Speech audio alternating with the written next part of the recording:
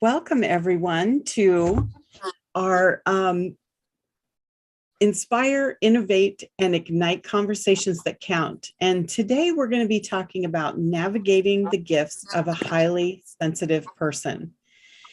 So I wanted to just welcome you to this conversation and encourage you to ask questions as we have our discussion. So we have some topics outlined and we'd like your input so that you get the answers that you need in this conversation. We have a group of beautiful panelists here that I'm going to introduce to you in just a moment. And this is all part of sacredyou.love. And we have a wonderful membership site that you can join for only $1 for the first 30 days and have access to all of these beautiful experts and learn all kinds of things. I'm like a lifelong learner. I don't know about you. And if you are, this is a beautiful place to be. So browse through the website and see what you think and try it out for $1. So today we're going to be discussing how a highly sensitive person might navigate their gifts. And did you know that about 15 to 20% of all human beings are highly sensitive? This means that 15 to 20% of people have an awareness of subtle messages internally or externally more frequently than the rest of the population. So this awareness is a sensitivity to situations, people, others' feelings, anger, energy, and much more. So how does a highly sensitive person navigate the world when they are told they are too sensitive, think too much, or are considered dramatic? So some of you may have heard these words before in your life. And so this will be a really great topic to get into. So to discuss this topic, we have a panel of experts in their field. And every panelist is handpicked and selected based on their experience. So up first, we have Claire Spirit. So if you just don't mind waving, Claire, so they know who you are. And Claire is I'm going to put my glasses on. Sorry, guys. So Claire is a psychologist, life coach, quantum healer, priestess, and certified Akashic record reader. She's a channel and visionary on a mission to anchor the new earth. She was born a healer and further cultivated her healing abilities through receiving over 40 different energy initiations. Rapid spiritual awakening occurred in 2012 and led to great expansion.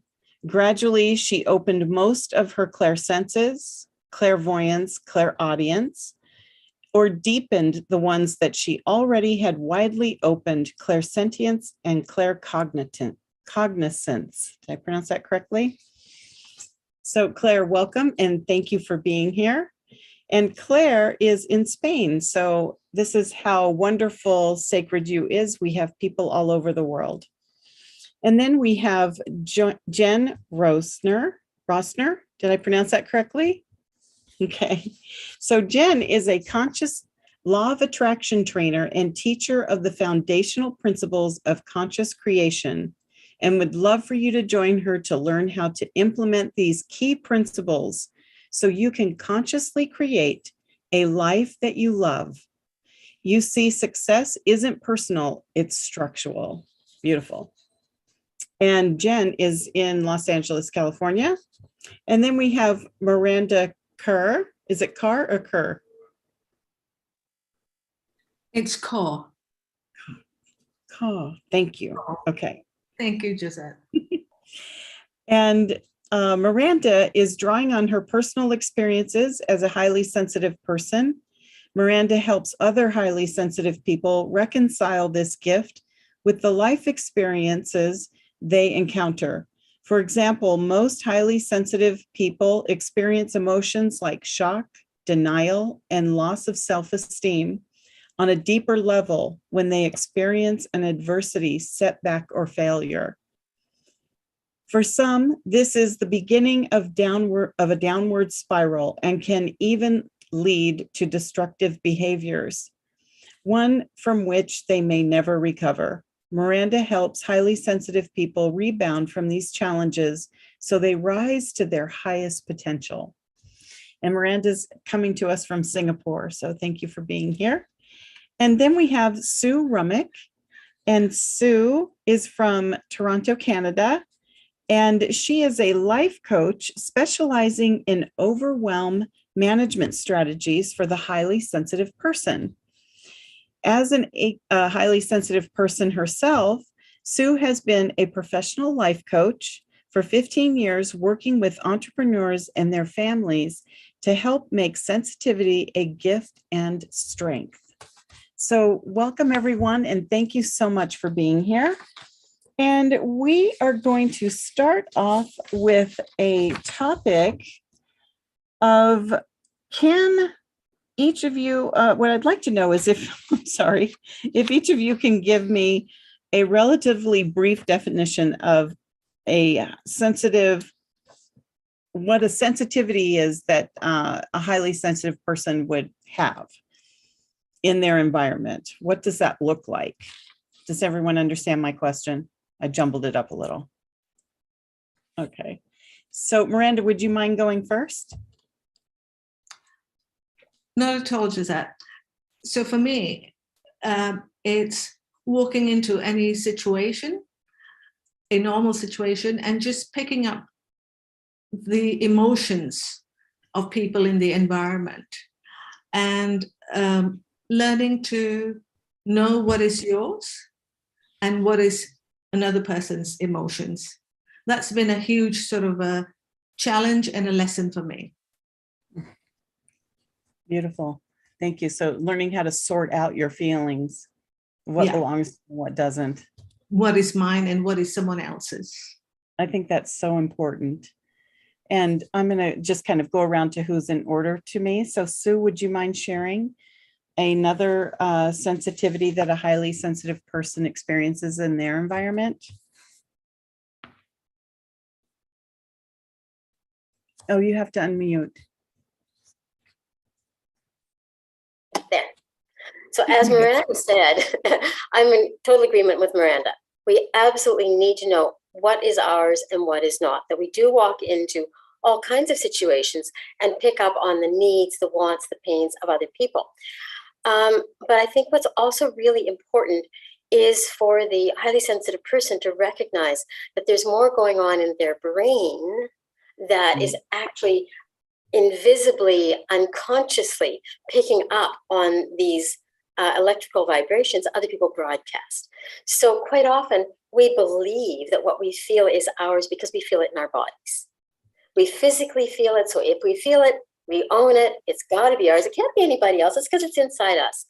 So for most empaths and highly sensitive people, which by the way is the same thing, recognizing that what we feel inside our bodies sometimes lies. It's not ours. And giving ourselves permission to explore and question before we accept 100% that the uncomfortable way that I feel in a situation is entirely me. It's all my fault. It may not be. It may just be mirroring somebody else. Very good. Thank you. And Claire, what would you like to add to that? Mm-hmm. Yeah, it's also important. Like to mention, I feel it helps us to get to know ourselves better, because I learned that I used to be obsessed with protection, let's say, like protecting my energy and stuff, until I understood that only the energy that I have inside of myself actually sticks to my energy field, right? So I feel it's a great personal journey for empaths to embrace their shadows as well. And the more they do it, the less negative energy they pick up on, and the higher is their frequency. That's one thing. And I feel it's also a part of becoming like a frequency keeper, basically somebody who has such a high energy that when they enter the room, they are the ones who impact the energy in the room, not the other way around. So I feel like it's a constant part of mastery. And also, obviously, they pick up on much more information, right? And I feel it's important to be aware of it. It's like if I go to a crowded place that is also like in a country that in general is more is bigger, for example, or like I always need to be aware of these aspects or like different dimensions that can add to each other and can cause this overwhelm. I feel it's important to have like a good strategy when it comes to everyday life, or to really understand yourself and your own system and how it works, to not end it up like overwhelmed. It's very good. You gave some really good pointers about frequency and mastery and your shadows. So great topics to kind of like bounce off of. Jen, what would you say are the other definitions of sensitivities that highly sensitive people have to maneuver with in their environments? Well, for me, it's just really understanding that I get overwhelmed by a lot of information coming in. But what I've learned is actually, you can actually shift and change how you feel. I mean, just because you're feeling all the stuff coming in from the external environment, and it can be extremely overwhelming, you can actually shift and change and say, okay, so I'm feeling this way. How do I actually want to feel right now? And there are tools and techniques like anchoring, where you can shift and you can change your physiology. And you can, your body can say, okay, so this is how I want to feel now. Right. And then also with being a highly sensitive person, it's very interesting because each feeling has a certain frequency and a certain vibration to it. And that frequency sends chemicals into the body, a combination of different chemicals into the body. And so your body literally gets addicted to certain chemicals. So when we feel overwhelmed a lot, when we feel, depressed a lot or anxious a lot, our body gets used to those chemicals. And so whenever we try to feel something different, our body starts freaking out a little bit, but you can actually train your body to get addicted to different chemicals, and those become the norm as well. You know, when you start feeling more feelings that you want to feel, like I said, through anchoring to other processes, you can change your physiology. And even though you're taking on stuff that's coming in from the environment, you can say, okay, I'm feeling this. Okay, how do I want to feel right now? And shift and change in the moment and move through that way. Beautiful. So I'd like to, let's see, do we have any questions from the audience yet? Not yet. Oh, Lisa, yes, please. I just was wondering, I know it's a path of mastery, but maybe somebody has a tip on how you can discern if what your intuition or your, because you're highly sensitive, you feel that you're kind of reading their mind or reading their energy versus what they're projecting or what you're reflecting, yeah. Thanks, Sue. So basically, you're going to be asking your body. And if you just let go of your brain, your intellect, and you focus in on your body sends you alerts, body sensations. It might be a gut sensation, it might be a throat sensation closing down, it might be a buzzing in your ears, it could be a tightness at the back of your shoulders. And if you pay attention to the body sensation and you ask your body, literally, is this mine? Your body is going to come back really fast with a yes or a no. And then your brain is going to kick in with, well, maybe it's something else. But your body never lies.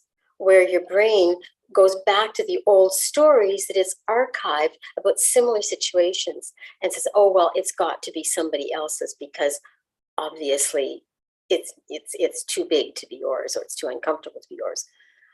So does that answer your question? Does it help? Yeah, that helps. Thank you. That's one of the quickest ways of getting a yes or no. Thank you. Miranda? I want to just add a little bit to that. That's from my own personal experience. I learned through the years that initially I didn't know it was whose messages I was receiving, or whether it was mine or someone else's.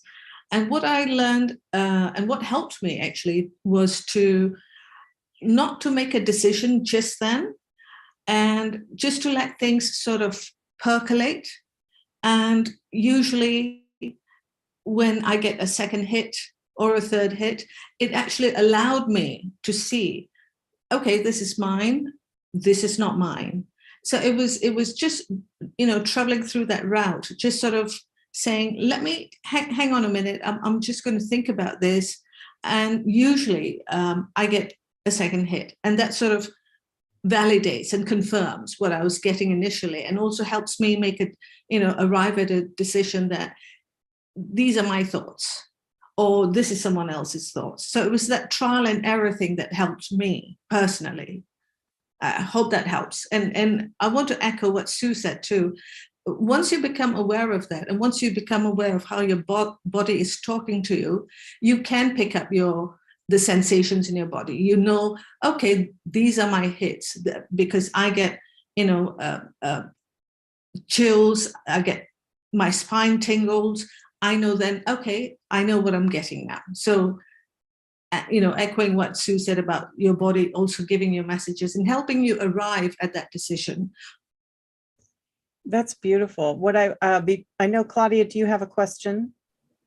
Okay, can I ask you in just 1 second? I just want to clarify something really quickly. So do either of you or anyone on the panel have suggestions around how to monitor the body, what the body's feeling if you're not used to doing it? How do you get into that habit of recognizing what you're actually feeling? Yes, Sue. I usually ask my clients to keep a journal. So when they're in specific situations, to know what the situation, first of all, they're feeling overwhelmed, they're feeling something, they're feeling whatever they're feeling. And enough so that they're bothered by it. So I ask them to keep a little journal, just a couple lines about the situation, where they felt the uncomfortable feelings in their body, how intense it was on a scale of 1 to 5, and what that feeling actually was, where they felt it, what it was, and the situation. And then after a while, they begin to notice that hostility, somebody else's hostility, registers in their heart region. And it feels like some kind of a gut punch, or some kind of an anxiety, a fluttering of some kind. And what you'll notice is that every time you feel hostility from somebody, from somewhere, you don't even need to know whose it is in order to have that sensation. You don't have a reason to feel that way, and yet you are feeling that way. So reading your body, I call it a body talk manual. Other people also call things body talk manuals. But this body talk manual is how you begin to decode what your body is telling you. I'm seeing Miranda is nodding her head. She's agreeing with me. I think I'm going to let somebody else continue that. And then, but once you've got your body talk manual, I teach people how to use those sensations, turn them down from the intensity that they're at to a 0. So they're not feeling that anymore. They then have the space to explore what they need to do to answer that call to be a witness to somebody else in a gentle, compassionate way. Go ahead, Miranda. I'm going to mute now. I just want to quickly add to what was just shared with Sue. I basically, when I am with my clients, I have 2 questions when they're trying to, this is something new to them, when they're trying to, ask questions like what Lisa just asked. The 2 questions was, okay, what is something that you enjoy doing? What is one activity that you love doing? And when they name that activity, then I say, all right, then just feel the sensations in your body. What are you feeling? Where are you feeling? And then at the other end, the second question is, what is it that you don't enjoy doing? An activity that you hate doing, but you have to do it. What are the sensations in your body? And that's how you sort of, draw a guideline for yourself. So in future, when you're making a decision, is this a good decision? Is this a bad decision? So what does a good decision feel like in your body? What does a decision that you are not comfortable with? What sensations, come up in your body? So that's another way of, arriving at answering, hopefully that answered Lisa's question. Those are really great techniques in learning how to filter what's coming in so that you're not absorbing it all, right? Claudia, would you like to ask your question? Thank you for waiting. Oh, those are great responses. It kind of mirrors my question. Can you hear me well? Yes. Oh, we lost her. Okay. Claire, is there anything you would like to add to that?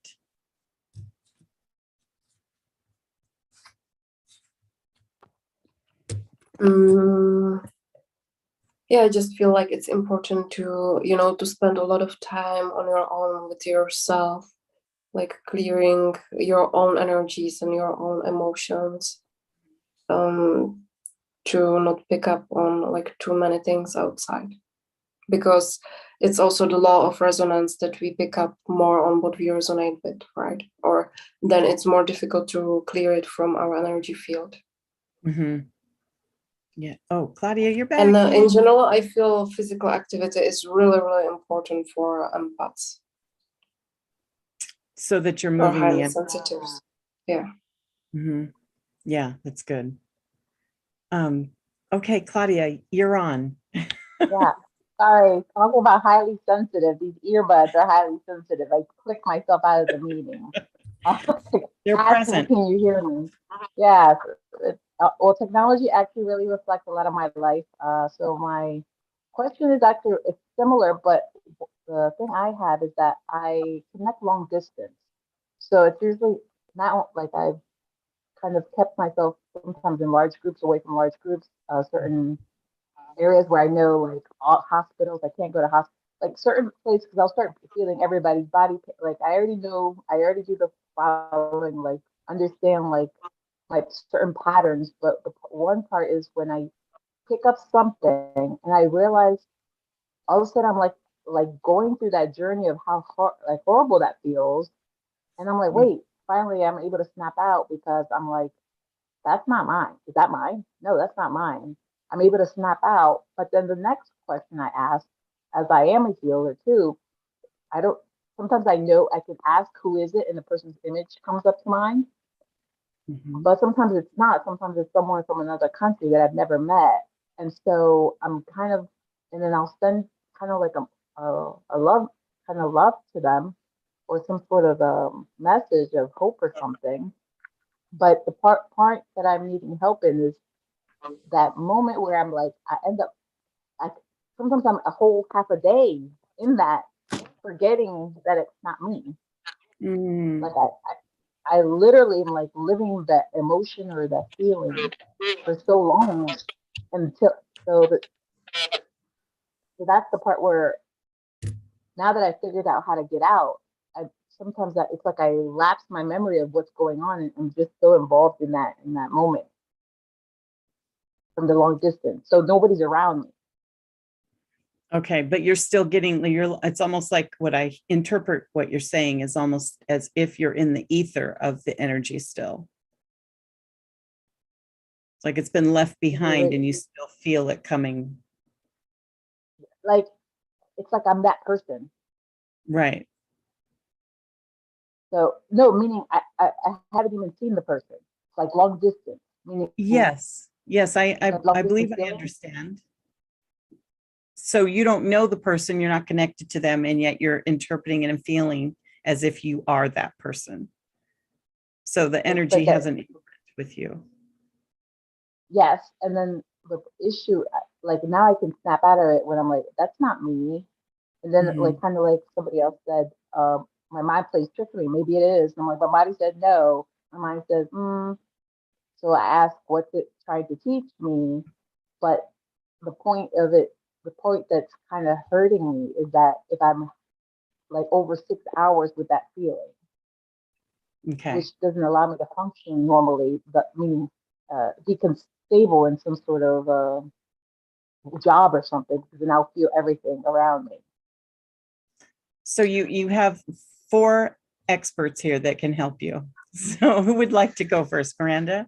I was just going to actually ask a question. So, Claudia, when you start to do, is this work that you're doing? When you get into this, do you sort of ground yourself or protect yourself? Do you sort of, that's what I find works for me. So when I started doing the healings and doing the whole process, so practicing helped me get better at it, meaning like disconnect and connect. So by purposely connecting, by doing, I got better. But then there's still times out of the blue, like that like my normal day, like I take baths every day. I meditate every day. I write in my journal so I'm doing all these things and watching the light, but sometimes things still come through. Like it's like I can't relax because I'm expecting something to come through and then ruin my day because it's someone else's emotion going through something and I just can't block it. And it ruins me. It ruins like my whole day. Like if I don't leave or shift, it feels basically like a whole job all day. Like having to ground myself is what I'm trying to say. I think Sue said something earlier on about listening to your body and allowing your body to talk to you, and then to sort of, know when you are having a challenge, and then to sort of change the physiology. I don't know who spoke about that earlier on. Was that Jen or Sue, or I don't know whether it was Claire or. Sure, yeah.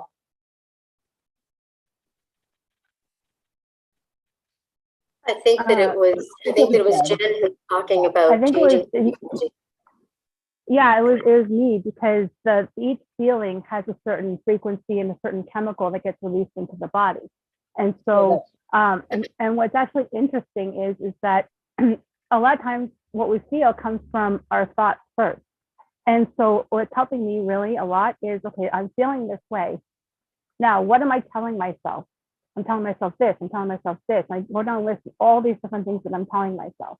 And then it's like, okay, now that I got that out of the way, because when I get into this feeling, I get so overwhelmed and I can't even tell what's mine, what's not mine, what's true, what's not true. So it's like, okay, so I'm feeling this way. What am I telling myself? Get all of that out on paper.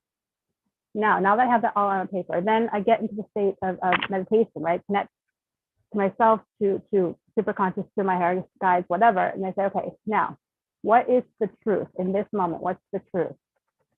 And I take a minute and I say, okay, so the truth is, and then I start listening to what the truth is, and I start listening to my intuition. And as I'm listening to the truth, it's like, okay, so all these things that I'm telling myself may be a lie that I'm telling myself, right? And as I'm telling myself the truth, my body is starting to feel differently as I'm telling myself this truth, and it comes down to, like, for me, a lot of times is what's the truth? Well, the truth is I am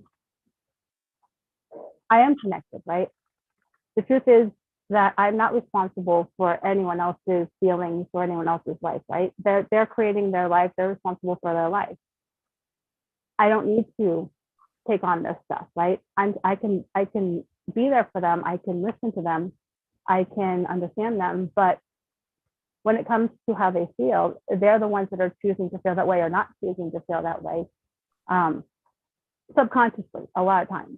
But I can't change how they feel. They can only change how they feel. So for me, it's like I can recognize how they're feeling, but I can also say, okay, so I can help them change how they feel and shift how they feel, but I don't need to really take it on and have it affect me so much, because what is my truth, right? How do I want to feel?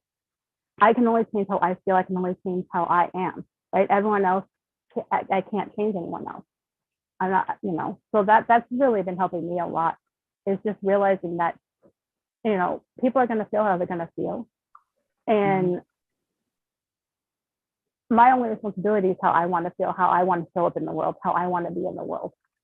And if that means helping someone, shift and change and helping them understand that they can feel a different way, they can be responsible for their feelings, through different things, but ultimately it's up to them, it's up to them how they want to feel. So, and what's also really helped me a lot is thinking that, if someone else is really suffering, let's just say, and in a lot of pain, it doesn't help me to take on their pain and just to be in pain as well. Because like I said, I can't do anything about their pain. So two people in pain just spreads pain, right?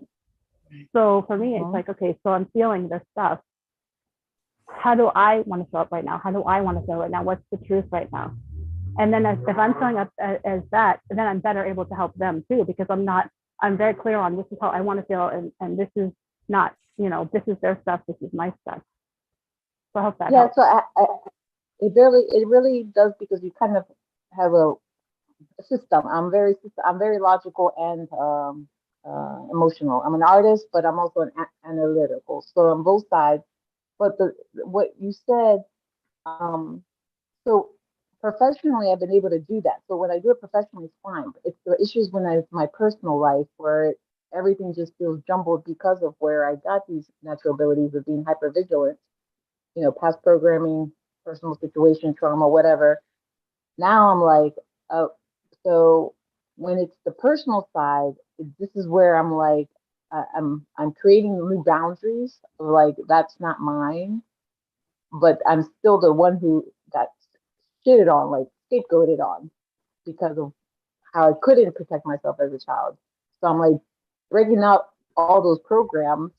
So right now, I'm still trying to find processes to be able to be like, or like, let's say I get stalkers sometimes, people who just keep trying to come back into my life, and I said no already.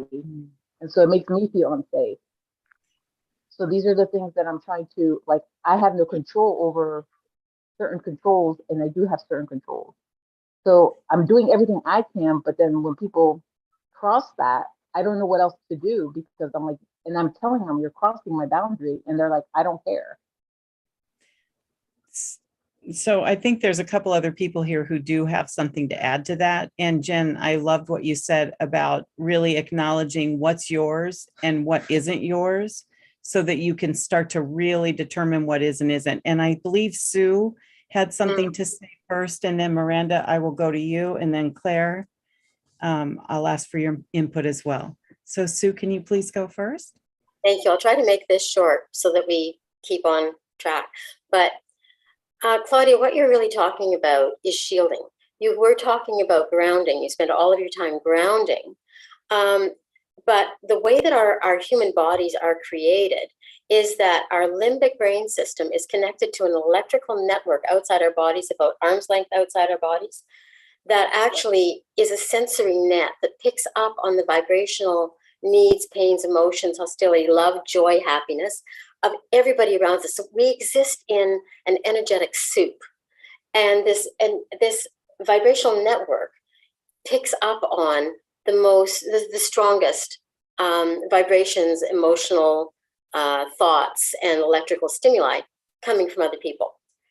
It seems to me that what you're talking about is that you've become somehow a lightning rod for certain types of energies finding their way to you because you witness them. In other words, they're able to get through your shielding, that sensory network, and into your body and held there until somehow 4 or 5 hours later, finally, you're able to expel them. Excuse me. So basically, your grounding is good. Your boundary setting is good, but somehow your sensory network isn't programmed to block, to filter, let through what you want to let through, and block and return what you don't want to return. So learning the shielding aspect of it is a process. It's a step-by-step process.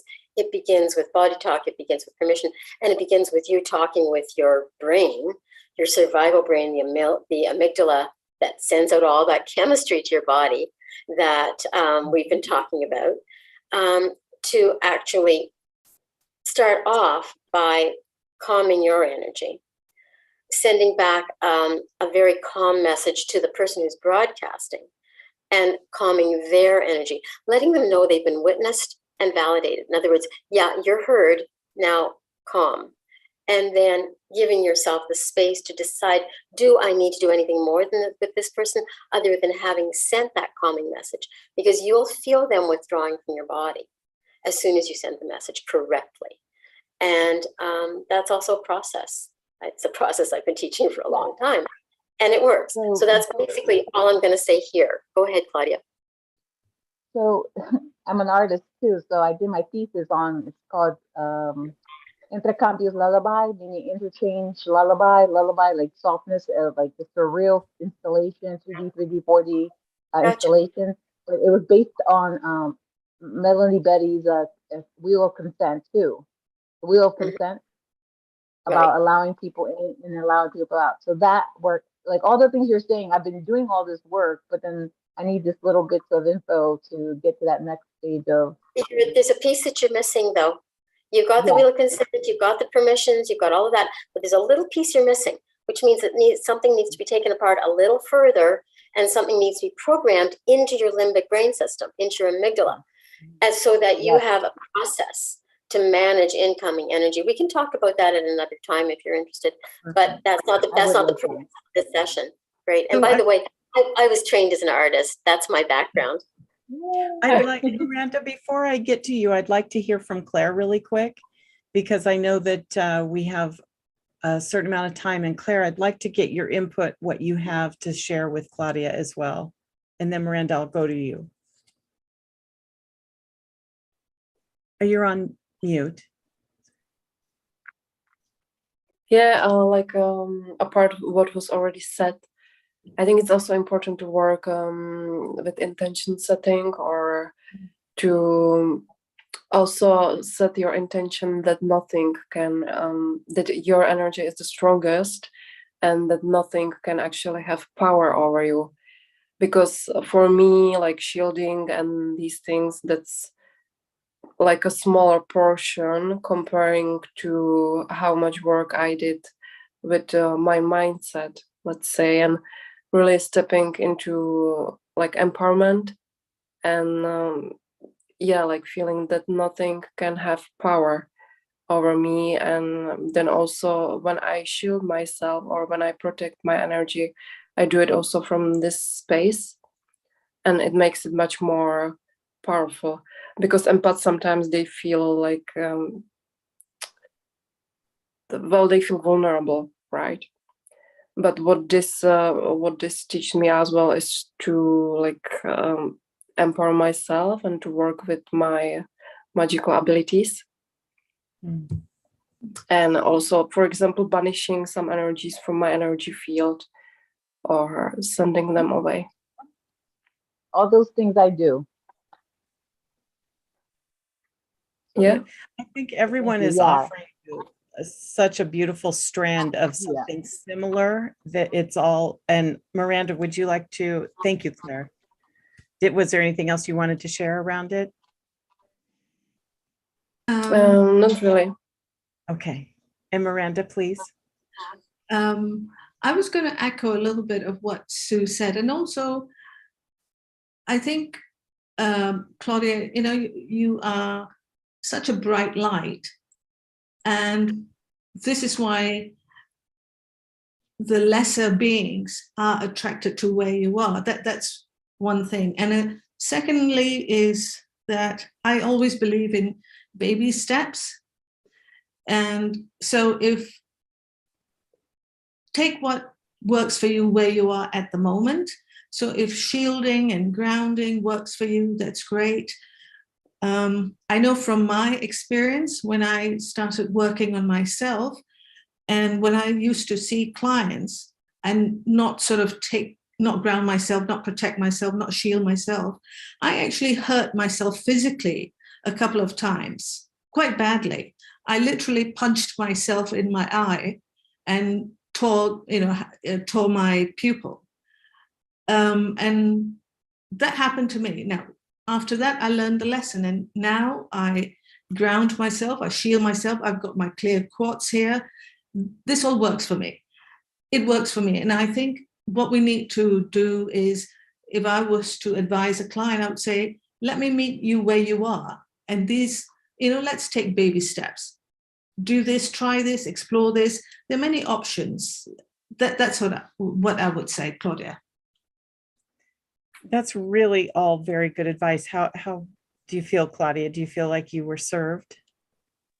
Very much so. I think I think the key thing, as I'm literally logical writing notes, all the key Right. words of like basically saying, okay, I'm doing everything I need to do. I'm doing the intentions. I banish people. I do the meditation. I do the grounding, the shielding. I've been working with the light and visualization technique for the past 6 months. That's also helping me on other things. Right. But definitely, but I also work with the body biochemical stuff. I've been really working on that and my gut, literally my gut issues. So all these things, like, it's very I understand the integration of it, and I've been understanding my body and reading my body. So Right. the part that I'm missing is when people say the whole story and then look at the system. It's like I'm very systematic. Like I work, like I'm a process person. So even in business, I'm a very like macro view. You look out, you understand how the thing lays out, but then sometimes there's a blind spot. And this is actually what I tell people. I help people see their blind spots. But Okay. yeah, I need help to see my blind spots. And that's what I'm doing right now. So Yes. everyone's information is helping justify everything I'm doing. So I really appreciate it, Good. everybody. Thank you. And it makes Well, me feel really nice to be in this community. Good. I'm so glad that you feel served. And Jen, I'm going to get right to you, but I would like to thank Claire for being with us. It's very early for her, and she's been up all day. So she's in a different part of the world than the rest of us. And I just want to honor you and thank you for coming and being a participant on our panel. And what a beautiful expert you've been. And thank you so much for coming.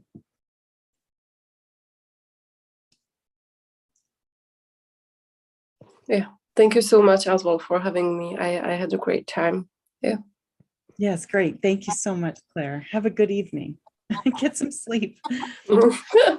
Yeah, thanks. Okay. Bye. Bye. Okay, Jen, please go ahead and add what you'd like here. So, when you talk about processes, I actually, part of the conscious law of attraction, there's a whole 5-step process to creating. And so the first step is coming up with a true choice. So let's say, the true choice is I want to be the powerful creator of my life. Like I want to stand in my power. I want to own my power. And then you would step into it and you would say, okay, so if I was this conscious creator in my power, what would that be like? And you really own it, you become it in that moment. And then you look at your current reality and you say, okay, so where am I now in my current reality? Where am I giving my power away? I'm giving my power away here. I'm giving my power away here, right? And then you have these two ends. And then it's like, okay, so what's keeping me from giving my power away, right? What are all these things, these habits, these patterns, these emotions, whatever it is that's keeping me stuck here, giving my power away and not being able to fully own my own power and keep myself from not being affected by everyone else, right? And then you look at, okay, all these reasons why, and you can do different things to clear them out, energy healing, anchoring, whatever it is. And then it's like, okay, so once you clear that out, what's the next obvious action step to take? Well, in terms of boundaries, maybe it's, okay, so I need to cut this person out of my life. I need to do this, whatever the next obvious action step is, and you take that next obvious action step. And it's like always, what I want to create, where am I now? And clearing out all this stuff that's in the middle, right? And realizing all that stuff that's in the middle is not you. That's all like stuff that's habits, patterns, beliefs, emotions, stuff that's been passed down to us for generations, like up to 7 generations back. We get all this stuff. It's not even ours. But we take all this stuff on and we believe this is us, right? And so it's separating that, like this stuff's not mine. It's not helpful to me. It's keeping me here when I want to be here, right? And so you just use these 5 steps, the formula. And so I think that might be helpful to you since you said you're a formula kind of person. And it's been really helpful to me knowing that, okay, I can just tap into these steps, Great. Thank you so much. I think it's really wonderful how everyone has a little piece of the puzzle that all fits together and contributes to giving you some of the deeper connections that you need in order to move on and be able to have your own energy back, right? The next question that I'd like to ask the panel is, what does a highly sensitive person need to know about their trait? What is something that could be really valuable for a highly sensitive person to understand? Let's see, Miranda, would you like to go first? Unmuted myself. It's about being compassionate, or empathy, as someone else has used the word. It is such a valuable trait because there's so much noise in the world and so much darkness in the world and so many challenges. And I think when we embrace being compassionate, we're less judgmental, we're more forgiving. So for me, that one trait has been a huge sort of a learning curve. I don't know if that answered your question, Josette. Yes, I was looking for what traits are something that highly sensitive people need to kind of understand and maybe embrace more. So compassion is a big one. Yeah. Yeah. And, to be okay with who you are, it is a gift. A challenge if you don't know how to work with it and live with it, but it is a gift, because I think being able to actually understand people more, to read a room and to see where people are coming from in their thoughts, in their conversations, it gives us the opportunity to be more embracing to what might normally be taken away as a callous remark, a rude remark, so it gives us the ability to sort of see more, and then to also understand more and to accept more. Yes. Perfect. And Jen, what would you say is a trait that highly sensitive people need to understand themselves about? A trait is that it doesn't have to use you. You can actually use it. You can use it to be more compassionate, like Miranda was saying. You can use it to be more understanding, to see the truth, right? To awaken to what's actually going on, to see what's behind everything. But the thing is, you don't have to let it use you. You can decide that, I am stronger than this. I'm bigger than this. I'm going to use this as a tool. I'm not going to allow the tool to use me. Good, thank you. I think that's really, really important to understand that, like for me, it took me a long time to realize that I can actually use it instead of just allowing it to completely use me and take me any which way that it wants to go. And Sue, thank you, Jen. Thank you. I'm here. So I think that a lot of empaths feel, as everybody has said so far, feels used by their sensitivities. And I think that, and I've seen this happen so often, and for myself as well, I think that when I brought myself to the understanding that we show up in different ways in our lives, so we need to recognize where we are at any particular time, especially if we're not quite sure who we are because we've gotten lost in our sensitivities. So I think the first thing is that people need to recognize that 20% of all empaths are full on completely stuck in their sensitivities. Beyond that, there's another 20% who are what I call career empaths. They use their sensitivities and actually know how to turn them on and off at the end of the day, so that they don't necessarily take that sensitivity home. They live a more balanced, harmonious life. And then there are the what I call the emergency empaths. These are the first responders. These are the people who don't even realize that they are empaths until there's a huge emergency, and they are the ones that step into the breach and say, okay, everybody, follow me down this tunnel. We're going to get out of here and we're all going to live. And they basically marshal their energy, broadcast that out, and are the Pied Piper who pulls everybody behind them to safety. Finally, there is a very small percentage of empaths. The strongest, most dangerous empaths in the entire world are the narcissists, because they don't realize that they are empaths. They only know how to use all the energy that they gather in and read from other people for their own benefit. So for the empath to recognize these different stratifications of empath, and then figure out where they are right now, where they want to be, and then sit with that a little while. Sit with it, get used to it, and then figure out ways to become that energetic warrior woman or the compassionate healer who isn't overtaken by their people, their clients' pains, to become the spiritual explorer if that's who they want to be, or the teacher, or the empowered person. Simply just the empowered person is more than enough to live a full life. I've given you a lot there. I don't know if any of it helps, but that's how I feel. Can I ask a question about something that you said? When you mentioned the narcissist who gathers all the energy and then uses that energy, is that similar to what we talk about as a vampire? Or is it different? Yeah, it is. It's very much so. And I find that most people only see I'm playing around with my screen here, only see the narcissist as a controlling abuser. What they don't realize is that person was very, very damaged before they were even born. Something happened to their mother that impacted, that came through the amniotic fluid, that came through the energetic vibrations that they picked up from their mother, the electricity that flowed through their body while their mother was going through trauma. And at some point they decided, this is not for me. I'm going to get born, but I'm never going to get hurt like this again. And they shut down the compassionate part.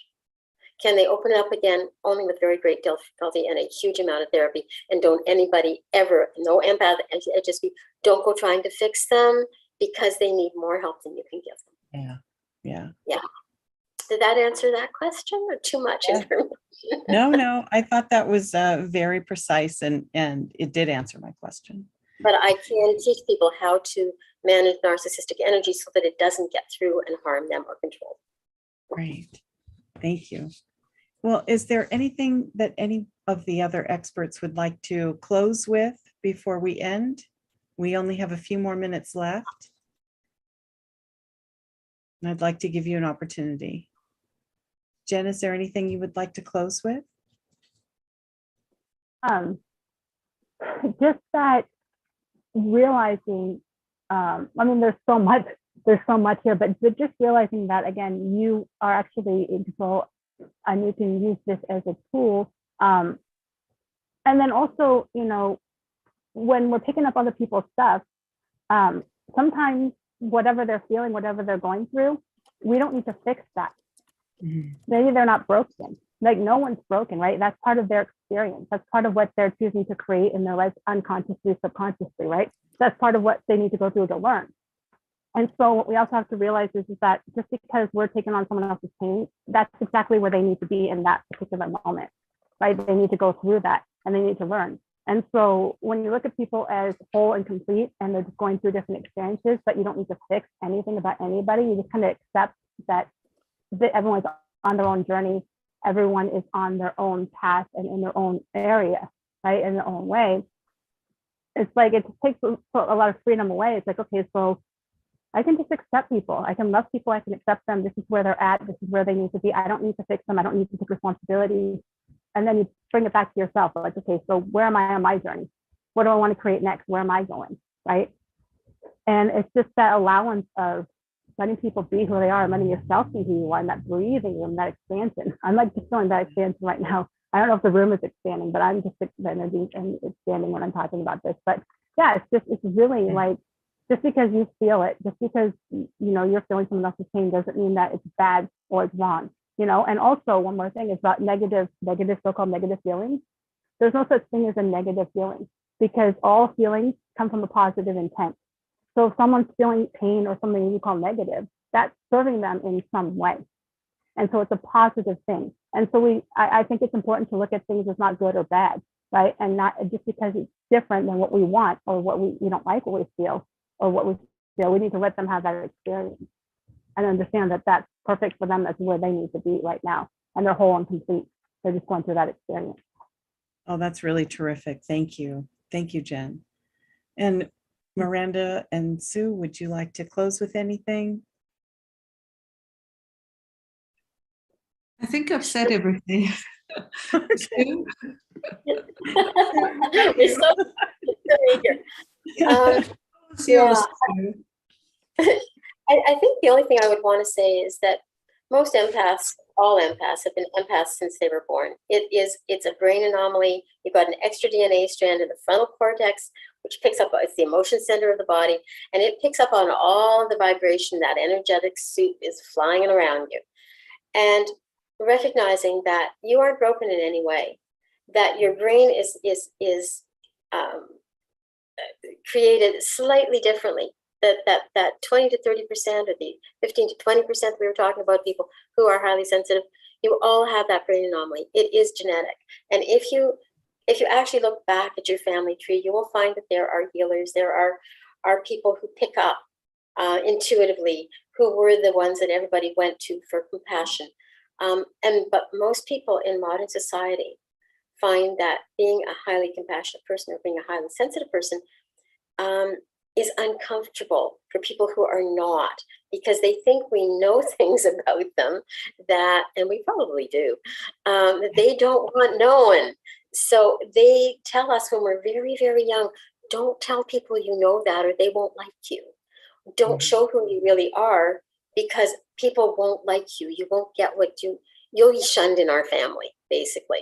And so they become scapegoated, as we've heard.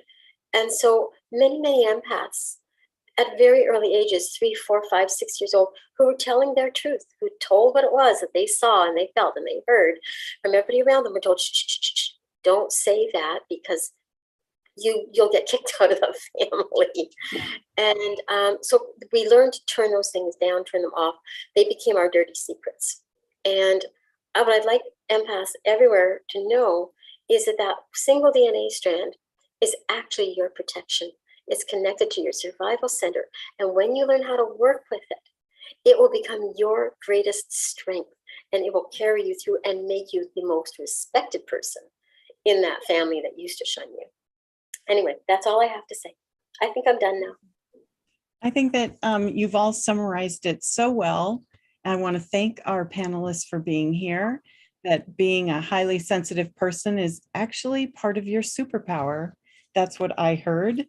And I thank each and every one of you for being here. And we are going to have tomorrow up on our Inspire, Innovate, and Ignite Conversations That Count.